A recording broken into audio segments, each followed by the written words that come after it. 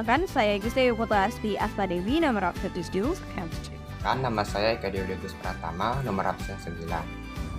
Perkenalkan, nama saya Kade Amanda Puspanegara, nomor absen 11. Perkenalkan, nama saya Kadek Rania Maharani Putri Astawan.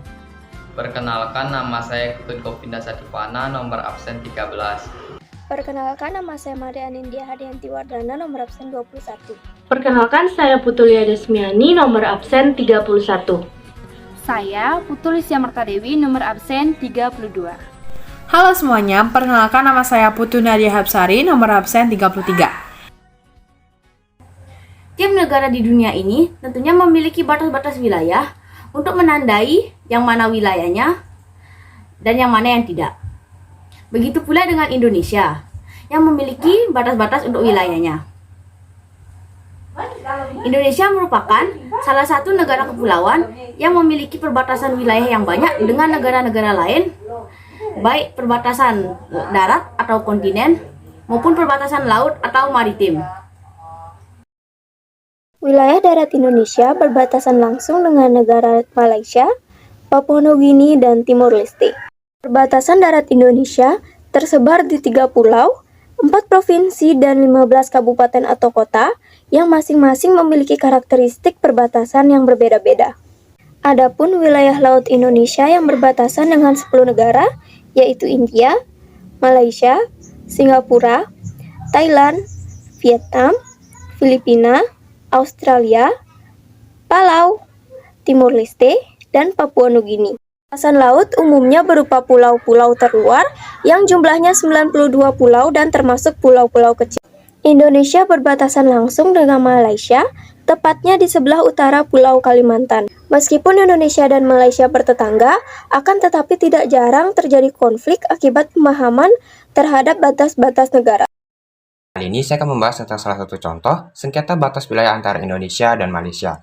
Tentu ketika kita mendengar kata sengketa wilayah antara Indonesia dan Malaysia, tentu sudah tidak asing lagi dengan yang namanya Pulau Kalimantan. Karena Pulau Kalimantan merupakan salah satu batas darat antara Indonesia dan Malaysia.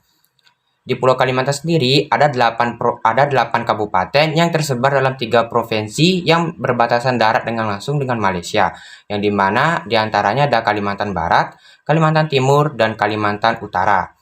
Nah, contohnya itu seperti di Kalimantan Barat yang berbatasan langsung dengan wilayah Sarawak sepanjang 847,3 km yang melintasi 98 desa dalam 14 kecamatan di 5 kabupaten, yaitu Kabupaten Sanggau, Kapuas Hulu, Sambas, Sintang, dan Kabupaten Bengakayang. Nah, oleh karena itu, batas di Pulau Kalimantan antara Indonesia dan Malaysia itu tidak menutup kemungkinan terjadinya sengketa perbatasan antara kedua belah pihak karena bisa saja terjadi masalah klaim wilayah antara kedua belah pihak yaitu Indonesia dan Malaysia. Terkait dengan permasalahan perbatasan darat, penjajah kedua negara yaitu Belanda penjajah Indonesia dan Inggris penjajah Malaysia telah membuat kesepakatan atau perjanjian terkait dengan batas kolonial di Kalimantan. Terlebih dahulu yang dibuat pada tahun 1891, 1915, dan 1928. Deskripsi perjanjian antara Belanda dan Inggris pada tahun 1891, 1915, dan 1928 terkait masalah perbatasan darat di Kalimantan bersifat umum.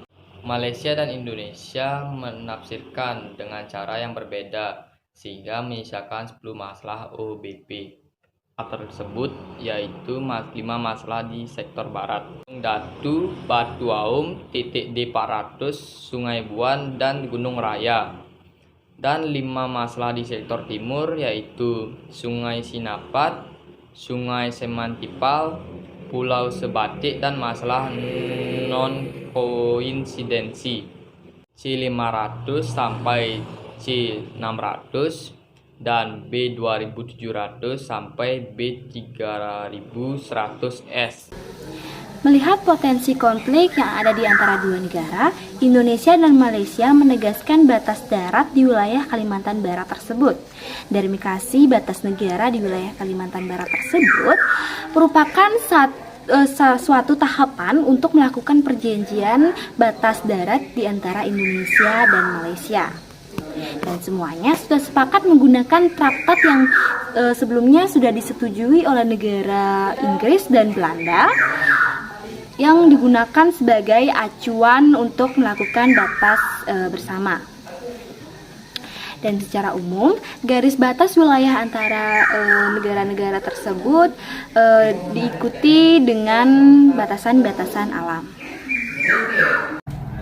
Perjanjian pada tahun 1891, 1915, dan 1928 adalah konvensi antara Belanda dan Inggris dalam menentukan garis batas di Kalimantan yang ditandatangani di London pada tanggal 20 Juni 1891. Protokol antara Inggris dan Belanda perihal garis batas negara di sebelah utara Kalimantan dan wilayah Belanda di Kalimantan yang ditandatangani di London pada tanggal 28 September 1915, dan konvensi terkait kelanjutan delimitasi dari garis batas antara negara-negara di Kalimantan di bawah proteksi Inggris dan wilayah Belanda di pulau tersebut ditandatangani di Den Haag pada tanggal 26 Maret 1928.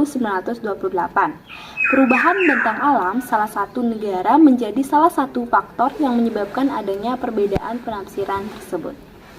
Demarkasi perbatasan darat antara Indonesia dan Malaysia telah terlaksana sejak tahun 1975. Sebelum pelaksanaan demarkasi, Indonesia dan Malaysia telah menyepakati MOU demarkasi tahun 1973 yang berisi Term of Reference atau TOR, demarkasi dan spesifikasi. Salah satu pasal dalam TOR menyebutkan penggunaan fotograf dan peta relevan untuk pelaksanaan demarkasi. Pada tahun 1976, pelaksanaan demarkasi batas darat antara Indonesia dengan Malaysia menggunakan peta milik Malaysia sebagai peta kerja, karena Indonesia tidak memiliki peta yang relevan. Namun, Indonesia meragukan hasil dari demarkasi tersebut karena garis batas pada segmen A.88 sampai A.156 hasil surveinya tidak koinsidensi dengan garis batas pada peta topografi Malaysia, dan Indonesia mengajukan usulan untuk disurvei ulang. Pada tahun 1978, kedua negara melakukan survei ulang dengan metode yang lebih teliti dibandingkan dengan metode sebelumnya. Namun, ternyata hasil dari survei ulang tersebut menunjukkan garis batas yang sama dengan garis batas survei tahun 1976. Maka dari hasil tersebut, kedua belah pihak sepakat untuk menandatangani field plan yang diteruskan dengan penandatanganan MOU pada tahun 1978.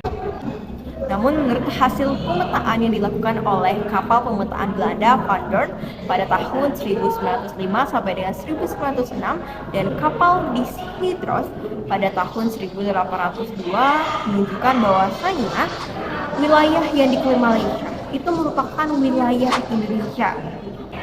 Pihak Malaysia mengubah garis batas dengan cara menempatkan patok-patok baru di sekitar wilayah yang tidak sesuai dengan garis peta yang dijadikan referensi sebelumnya. Hal ini disebabkan karena adanya perbedaan pandangan terkait Traktat 1891, 1915, dan 1928. Traktat tersebut telah disepakati oleh dua belah pihak, yaitu pihak Inggris dan pihak Belanda. Mereka menyepakati traktat tersebut pada saat demarkasi batas darat antara Indonesia dengan Malaysia. Kemudian Memorandum of Understanding atau yang disingkat dengan MOU 1978 yang telah mereka sepakati bersifat sementara atau tidak tuntas. Ini berarti kesepakatan yang mereka sepakati tersebut bisa ditinjau lebih lanjut lagi. Sudah sejak lama Indonesia menjadi incaran banyak negara atau bangsa lain karena Potensinya yang sangat besar bisa dilihat dari wilayahnya yang luas dengan kekayaan alam yang banyak. Misalnya, keberagaman dalam masyarakat yang kita miliki ini merupakan salah satu potensi kekayaan bangsa. Demikian juga sebaliknya, keberagaman dapat memicu munculnya ancaman terhadap negara dan konflik-konflik sosial budaya. Oleh karena itu, kita sebagai generasi muda harus bisa memahaminya dan ikut menjaga persatuan dan kesatuan atau nasionalisme dalam wujud perilaku menghargai dan toleran terhadap keberagaman bangsa Indonesia. Kenyataannya, sekarang ini ancaman datang tidak hanya dari luar, tetapi dari dalam. Terbukti setelah perjuangan bangsa tercapai dengan terbentuknya NKRI, ancaman dan gangguan dari dalam juga timbul, dari yang bersifat kegiatan fisik sampai yang ideologis. Meski demikian, bangsa Indonesia memegang satu komitmen bersama untuk tegaknya negara kesatuan Indonesia. Nah teman-teman semua, apakah kalian tahu pengertian ancaman? Jadi, ancaman itu merupakan setiap kegiatan dan usaha yang berasal dari luar maupun dalam negara tersebut dan dinilai dapat membahayakan kedaulatan negara, keutuhan wilayah, sampai mengancam keselamatan bangsa. Ancaman itu dapat kita kategorikan menjadi dua, yakni ancaman militer sampai ancaman nirmiliter. Dilihat dari banyaknya kemungkinan ancaman yang dapat kita temui, setiap warga negara itu pasti diberikan hak dan kewajiban untuk turut serta menjaga negara mereka. Mulai dari mempertahankan, membela negara tersebut, sampai dengan menjaga keamanannya. Salah satu strategi penting yang dapat saya berikan contoh, yakni dengan memperkokoh rasa persatuan dalam bingkai Bhinneka Tunggal Ika. Kenapa? Karena perpecahan itu merupakan salah satu contoh ancaman yang berasal dari dalam negara tersebut. Jadi dengan kita menerapkan prinsip Bhinneka Tunggal Ika, maka perpecahan dapat kita lewati. Karena dengan rasa berbeda-beda tetapi tetap satu jua, maka tidak akan pernah terpikirkan rasa untuk memecahkan diri karena perbedaan yang ada. Hal terakhir yang dapat saya sampaikan pada video ini, yakni setiap individu itu harus memiliki inisiatifnya masing-masing untuk turut serta menjaga negara mereka. Yang dimana inisiatifnya ini harus dilandasi dengan keikhlasan dalam melakukan tindakan tersebut. Jadi ketika kita sudah ikhlas melakukan sesuatu, maka perlahan-lahan pasti akan terpupuk rasa memiliki negara tersebut dan juga akan tumbuh rasa menjaga negara kita sendiri. Sekian yang dapat saya sampaikan, saya ucapkan terima kasih. Sampai jumpa teman-teman.